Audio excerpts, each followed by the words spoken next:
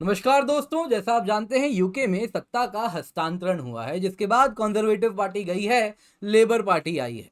दोस्तों, यहाँ पे लेबर पार्टी ने आने के साथ एक शॉकिंग कन्फेशन कबूलनामा किया है, जिसके अंतर्गत उन्होंने साफ साफ कह दिया है। प्राइम मिनिस्टर ऑफिस से साहब ये बयान आया है, जरा ध्यान से सुनिए। UK is broke and broken. Simple शब्दों में अर्थ हुआ, ब्रिटेन कंगाल हो चुका है और जर्जर हालत में है।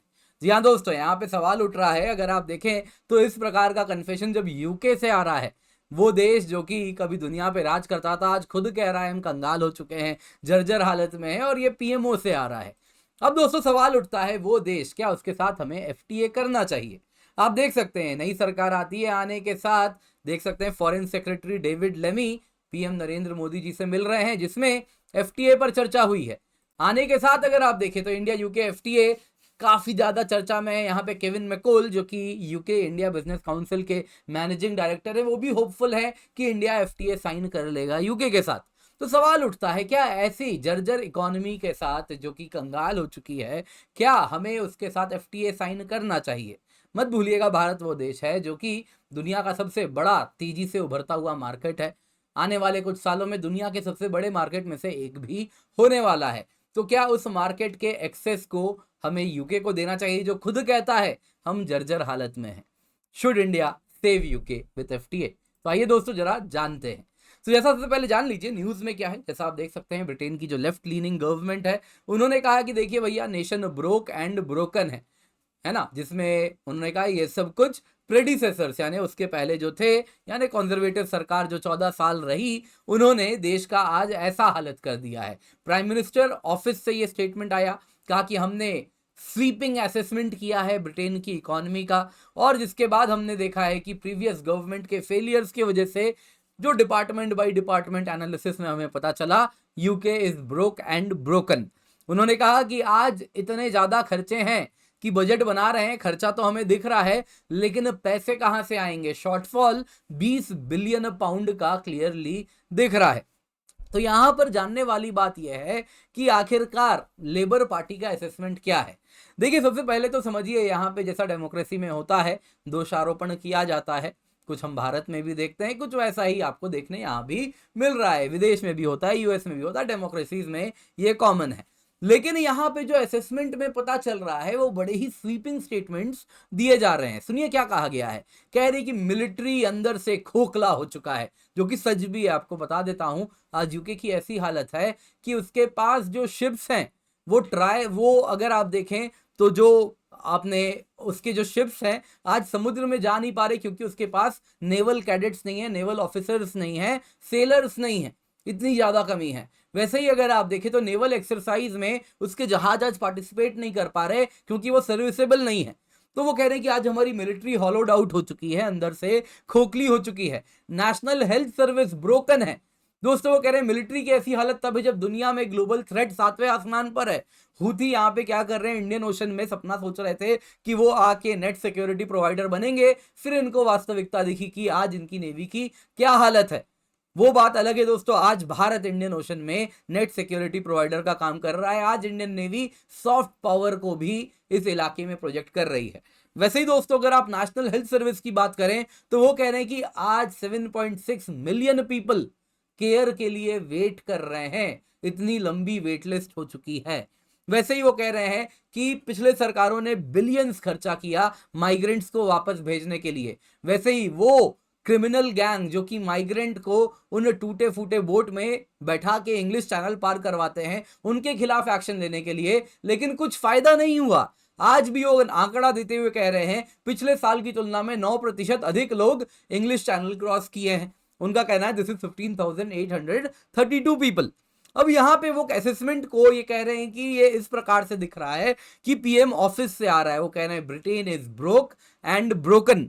वो कह रहे हैं कि जो पिछली सरकार थी, उन्होंने जो इकोनॉमिक एंड पब्लिक सर्विसेज में मेस क्रिएट किया है अपने फ्रीबी वाले पॉलिटिक्स से, पॉपुलिस्ट पॉलिटिक्स से, उसका नतीजा ये हुआ है कि आज UK is broke and broken.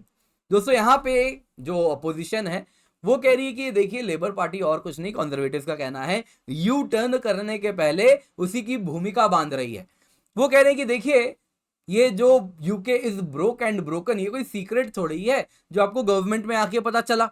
जो बुक्स हैं, जो बही खाते हैं सरकार के, देश के, वो तो ट्रांसपेरेंट हैं, पब्लिकली अवेलेबल हैं। तो अब कंजर्वेटिव्स का दावा है कि देखिए साहब, वास्तविकता ये है कि यूके ब्रोक एंड ब्रोकन है, ये तो पहले से मालूम था, लेकिन लेबर्स ने इलेक्शन के दौरान ये प्लेज किया था कि वो टैक्स नहीं बढ़ाएंगे। लेकिन अब इनको यू टर्न मारना पड़ेगा, टैक्स तो बढ़ाना पड़ेगा, क्योंकि इकोनॉमिस्ट तब से कह रहे हैं। वो कह रहे हैं कि देखिए आज यूके की हालत जो है बड़े ही बुरे हालत में, प्रिकैरियस कंडीशन में है। जो भी सरकार आएगी या तो उसको टैक्स बढ़ाना पड़ेगा या तो स्पेंडिंग कम करना पड़ेगा, दोनों ही नहीं कर सकते तो पब्लिक बोरोइंग बढ़ानी होगी। जो रूल्स है वो रिलैक्स कर दें, आसानी से कर्जा उठाना शुरू कर दें, सिंपल शब्दों में कहें तो पाउंड छापना शुरू कर दें।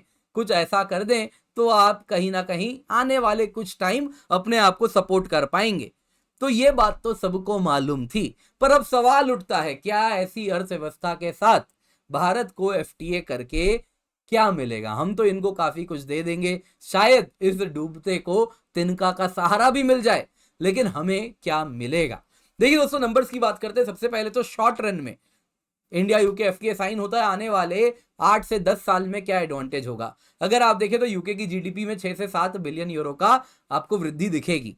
वैसे ही यूके का जो एक्सपोर्ट्स भारत आ रहा है वो 8 से 16 बिलियन बढ़ेगा, डायरेक्ट यहां पे दिख रहा है। वैसे ही अगर ये एफटीए साइन हुआ तो करीबन करीब 1 बिलियन यूरो प्रति वर्ष वर्कर के वेजेस में एडिशनल जाना शुरू हो जाएगा, यानी एम्प्लॉयमेंट भी क्रिएट होगा। ये सब तो शॉर्ट रन में यूके की पार्लियामेंट कह रही है अपने अलग अलग एनालिसिस के माध्यम से।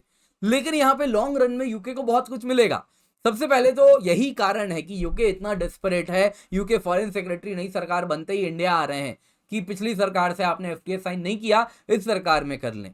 देखिए बड़ा कारण सरल है, यूके जब से ब्रेग्जिट हुआ है उसका एक बड़ा जो यूरोप का मार्केट वहां की इंडस्ट्रीज के पास था वो लूज आउट कर चुके हैं। उसके बाद से अब ये इंडिया की ओर देख रहे हैं कि ये वर्ल्ड फास्टेस्ट ग्रोइंग मार्केट है, मार्केट साइज भी इसका ह्यूज है।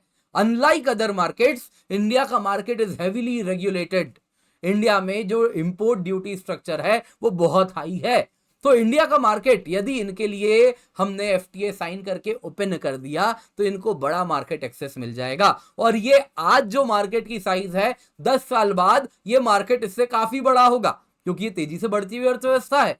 आप अगर देखें हम 8% पे ग्रो करते हैं, मतलब ये होता है कि हम हर 9 साल में अपनी जीडीपी हम डबल कर रहे हैं। मार्केट साइज हमारा हर 9 साल में डबल हो रहा है। तो ये मार्केट साइज जो आप आज देख रहे हैं 9 साल बाद इसका 2 गुना होगा, हो सकता है उसके 9 साल बाद उसका भी 2 गुना, यानी अभी का 4 गुना हो जाए। तो इस प्रकार से ये मार्केट का एक्सेस उसको लेने के लिए ये पीछे पड़े हैं। दोस्तों इतना ही नहीं है, अगर आप इंडिया से एफटीए साइन करेंगे तो केवल इंडिया में सामान नहीं बेचेंगे, आपके कंपनीज, आपकी इंडस्ट्रीज जो इंडिया में आके लगाएंगी वो ग्लोबल सप्लाई चेन से भी जुड़ जाएंगी, क्योंकि इंडिया ग्लोबल सप्लाई चेन का हिस्सा बन रहा है। नतीजन आप ग्लोबल मार्केट्स पे कंट्रोल कर पाएंगे। बाकी दोस्तों India is a low hanging fruit, क्योंकि लैंग्वेज हो गया, लॉज हो गया, रूल्स हो गए, उन सब से फेमिलियरिटी भी है, बाकी एक ट्रस्ट भी होगा। बाकी इकोनॉमीज भी यूके के साथ एफटीए वगैरह साइन करेंगे, जो कि वो डेस्परेटली इस वक्त नीड भी करता है। ब्रेग्जिट के बाद नया मार्केट उसे चाहिए, तो इंडिया अगर एफटीए साइन करेगा तो एक साइन ऑफ ट्रस्ट भी होगा। पर सवाल उठता है क्या इंडिया को इससे क्या मिलेगा। ये कुछ आंकड़े देखते हैं। सबसे पहले तो जानिए इंडिया सेकंड लार्जेस्ट इन्वेस्टर है यूके में।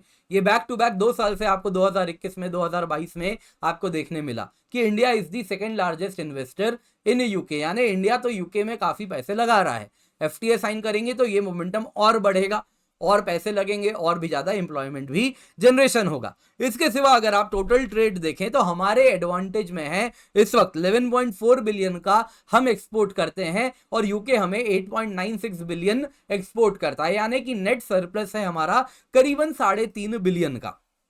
क्या सामान एग्जैक्टली हम यूके को बेच रहे हैं जरा सुन लीजिए।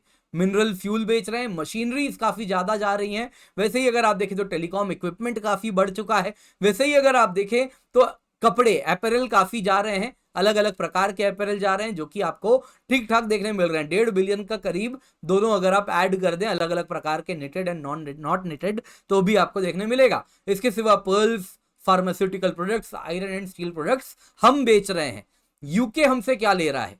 यूके हमें क्या दे रहा है, तो यूके हमें क्या देता है, तो सबसे ज्यादा हम सिल्वर लेते हैं, वैसे ही गोल्ड भी लेते हैं, तो ये सारी चीजें आती है, बाकी कुछ खास हमें उसके पास देने को है नहीं। अब जरा यहां पे समझिए जीटीआरआई का क्या कहना है। दोस्तों ये ट्रेड रिलेटेड थिंक टैंक है। इसका कहना है कि अगर आप मर्चेंडाइज एक्सपोर्ट्स की बात करें तो जैसा मैंने बताया 11.4 बिलियन का एक्सपोर्ट हम यूके को करते हैं और यूके हमसे 6 बिलियन का करीबन करीब आप अगर देखें तो हमें सामान बेचता है, जैसा मैंने आपको यहाँ पे आंकड़ा दिखाया कुछ इस प्रकार का है।